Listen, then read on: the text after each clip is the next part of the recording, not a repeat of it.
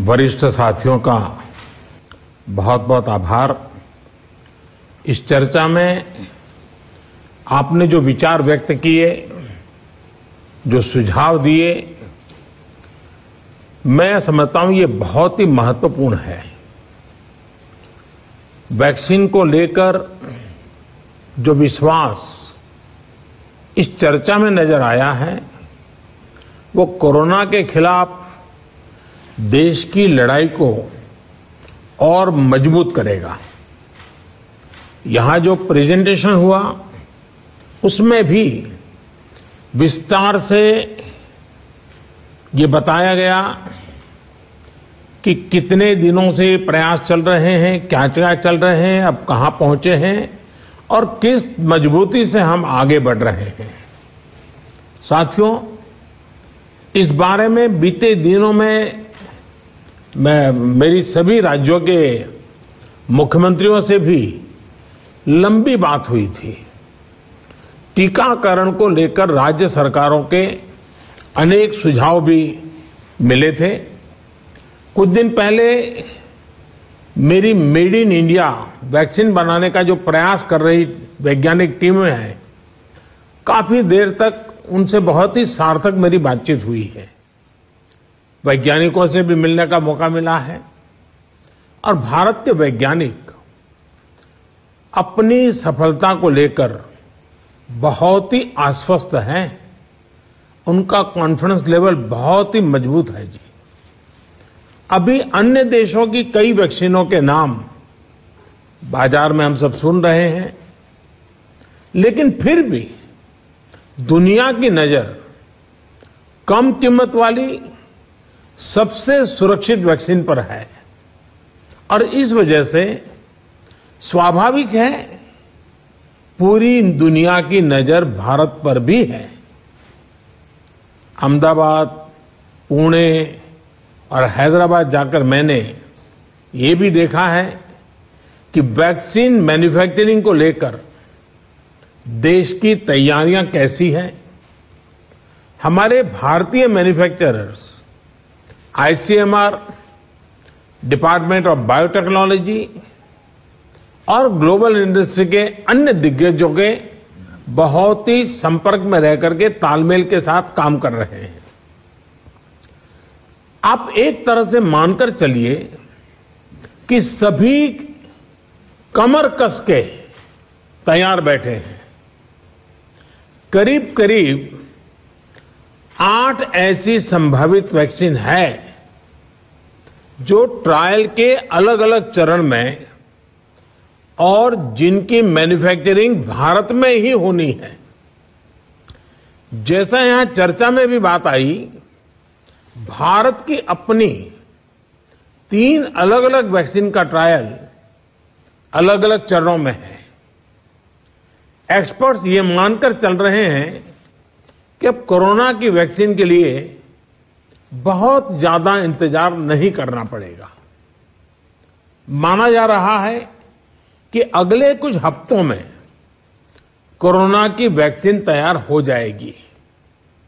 जैसे ही वैज्ञानिकों की हरी झंडी मिलेगी, भारत में टीकाकरण अभियान शुरू कर दिया जाएगा। टीकाकरण के पहले चरण में किसे वैक्सीन लगेगी, इसे लेकर भी केंद्र सरकार राज्य सरकारों से मिले सुझावों के आधार पर काम कर रही है। इसमें प्राथमिकता कोरोना के मरीजों के इलाज में जुटे health care workers, frontline workers और जो पहले से गंभीर बीमारियों से जूझ रहे हैं, वैसे बुजुर्ग लोगों को दी जाएगी। साथियों, वैक्सीन के डिस्ट्रीब्यूशन को लेकर भी केंद्र और राज्य सरकार की टीमें मिलकर के काम कर रही हैं। भारत के पास वैक्सीन डिस्ट्रीब्यूशन एक्सपर्टाइज और कैपेसिटी भी है। दुनिया के अन्य देशों के मुकाबले इस क्षेत्र में हम बहुत बेहतर हैं। हमारे पास टीकाकरण के लिए दुनिया का बहुत बड़ा और अनुभवी नेटवर्क भी मौजूद है। इसका पूरा लाभ उठाया जाएगा। जो कुछ अतिरिक्त कोल्ड चेन इक्विपमेंट, अन्य लॉजिस्टिक की जरूरत पड़ेगी, राज्य सरकारों की मदद से उसका भी आकलन हो रहा है। कोल्ड चेन को और मजबूत करने के लिए भी साथ ही साथ अनेक नए प्रकल्प भी चल रहे हैं, कई और नए प्रयास भी चल रहे हैं। भारत ने एक विशेष सॉफ्टवेयर भी बनाया है, कोविन, जिसमें कोरोना वैक्सीन के लाभार्थी वैक्सीन के उपलब्ध स्टॉक और स्टोरेज से जुड़ी रियल टाइम इंफॉर्मेशन रहेगी। भारत में कोरोना वैक्सीन की रिसर्च से जुड़े दायित्व के लिए विशेष टास्क फोर्स का गठन किया गया था और वैक्सीन से जुड़े अभियान का दायित्व नेशनल एक्सपर्ट ग्रुप को दिया गया है। इसमें टेक्निकल एक्सपर्ट्स हैं, केंद्र सरकार के संबंधित मंत्रालयों और विभागों के अधिकारी हैं, प्रत्येक जोन के हिसाब से राज्य सरकारों के भी प्रतिनिधि हैं। ये नेशनल एक्सपर्ट ग्रुप राज्य सरकारों के साथ मिलकर के काम कर रहा है। राष्ट्रीय और स्थानीय हर जरूरत के मुताबिक फैसले नेशनल एक्सपर्ट ग्रुप द्वारा सामूहिक तौर पर लिए जाएंगे। साथियों, वैक्सीन की कीमत कितनी होगी, इसे लेकर भी सवाल स्वाभाविक है।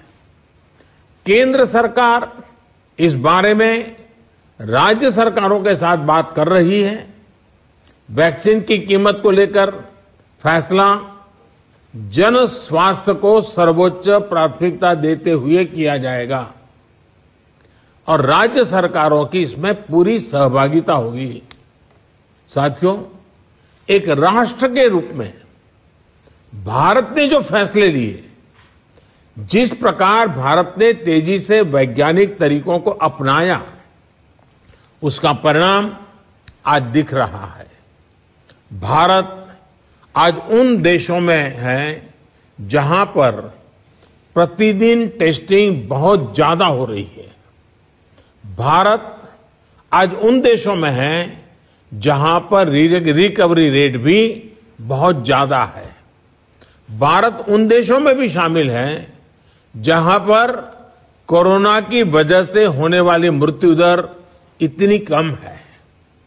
भारत ने जिस तरह कोरोना के खिलाफ लड़ाई को लड़ा है, वो प्रत्येक देशवासी की अदम्य इच्छा शक्ति को दिखाता है। विकसित देशों, अच्छे मेडिकल इंफ्रास्ट्रक्चर वाले देशों की तुलना में भी भारत ने इस लड़ाई को कहीं बेहतर तरीके से लड़ा है और अपने ज्यादा से ज्यादा नागरिकों की जान बचाई है। हम भारतीयों का संयम, हम भारतीयों का साहस, हम भारतीयों का सामर्थ्य इस पूरी लड़ाई के दौरान अतुलनीय रहा है, अभूतपूर्व रहा है।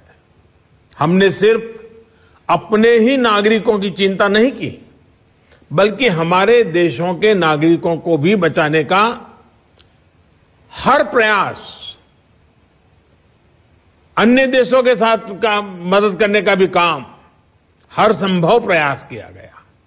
साथियों, फरवरी मार्च की आशंकाओं भरे, डर भरे माहौल से लेकर आज दिसंबर के विश्वास और उम्मीदों भरे वातावरण के बीच भारत ने बहुत लंबी यात्रा तय की है।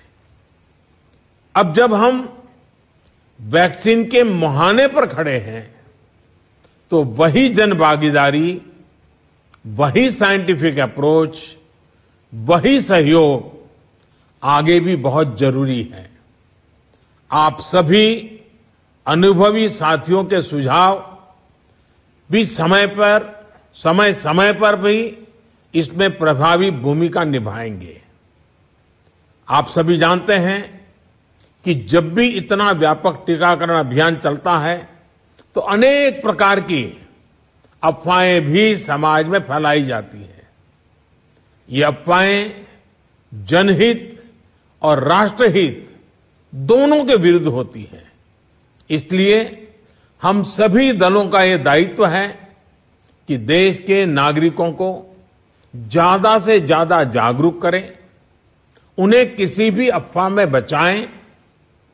इसके साथ ही हम जानते हैं दुनिया में जिस प्रकार से कर्व बदल रहा है और चित्र कहां से कहां जाएगा कोई कह नहीं सकता है। और ऐसे में हमारे जो प्रूवन रास्ते हैं, प्रूवन हथियार है, उसको हमने कभी भी छोड़ना नहीं है। और इसलिए 2 गज की दूरी और मास्क के प्रति भी हम लोगों को लगातार सतर्क करते रहना है। देश ने अब तक जो प्राप्त किया है, किसी भी तरह की लापरवाही उसे नुकसान पहुंचा सकती है। मैं सभी राजनीतिक दलों के महानुभावों से आग्रह करूंगा, हर एक को आज बोलने का अवसर नहीं मिला है, लेकिन मेरी प्रार्थना है कि आप लिखित भेजिए।